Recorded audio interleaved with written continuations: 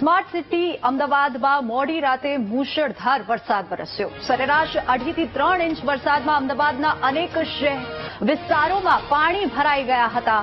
ઈસનપુર, ઓઢવ, ગોતા, અજીત મિલ, Saraspur, SG highway, પૂર્વ વિસ્તાર હોય કે પશ્ચિમ વિસ્તાર, સમગ્ર અમદાવાદ પાણી પાણી થઈ ગયું। અખબારનગર સહિતના વિસ્તારોમાં ઘૂંટણ સમા સુધી પાણી ભરાયા। જોકે વરસાદ બંધ થયા પછી પણ પાણી નથી ઓસરતા। વાહન ચાલકો હાલાકી ભોગવી રહ્યા છે।